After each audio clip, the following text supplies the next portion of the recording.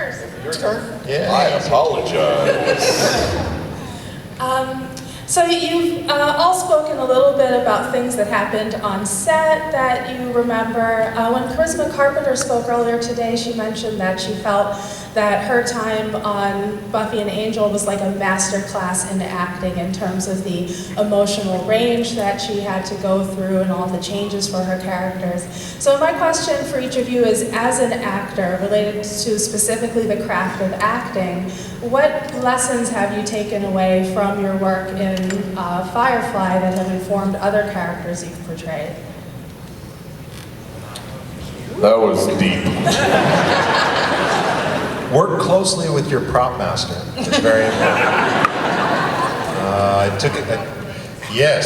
I took it even closer to, actually it's funny, a guy came up today with a screenplay and it had Skip Crank, prop master, on the script. He had somehow gotten his hands on it.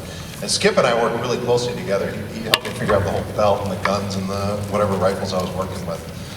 So that was something that I really dove headfirst into. I think that's the first time I really figured out that Jane had to be doing something all the time to even people's distractions.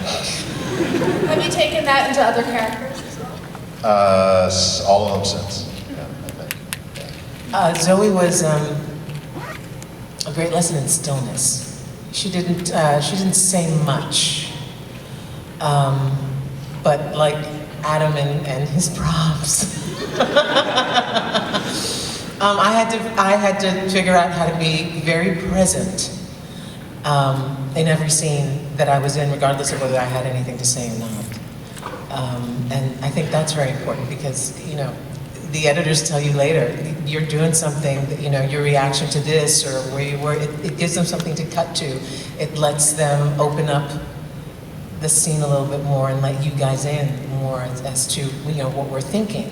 So I was always thinking, I always had to be there and available and open and present. So yes, that's something you use all the time. For me, it would just be trusting my gut instincts, which is...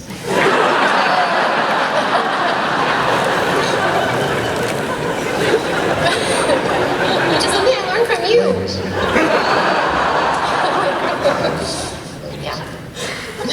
Yeah, just trying not to be afraid, you know, because I was new and I did have to do some things that were, you know, kind of pushing it, you know, taking risks. They dropped you right in the deep end.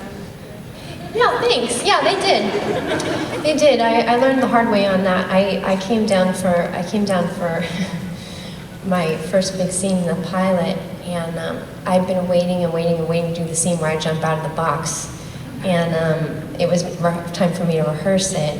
And I remember I really did the first rehearsal full out. And everybody was so freaked out because I didn't know, you know, in rehearsal you kind of warm up into it and you figure out where you're going to stand, how you're going to fall out of the box, and, you know, make sure nobody gets hurt. And I just went full out. And afterwards, Joss came up to me and he was like, "Wow, yeah, that was full out." And everybody was just silent afterwards. Yeah, I'm over there going, rookie. Whoa, don't make the rest of us look bad. Yeah, but just learning to feel safe and trusting going for it. Yeah, no, I would say trusting your instincts too, because I remember a particular scene in Objects in Space, with Early in the engine room, and we did one take. Sorry, I just picked my nose. That's gross. We did one take, and then Joss said, "Okay, well now I want you to do what you want to do. So this take's for you." And so we did one, and that's the one we used. And he was like, "That's what I really wanted." And he's like, "Why are you holding all of that back?" And I was like, "I don't know. I didn't think that you would want me to do that." And he's like, "Always trust your instincts. Your first instinct is right." And I was 19, and you know, it was nice to hear and take that with me, because I'm 21 now, 22 tomorrow. But yeah, that's an important thing to do as an actor, and I think that's something that, you know, especially early on, you're nervous to do because you don't want to do the wrong thing. Thank you. And back to you.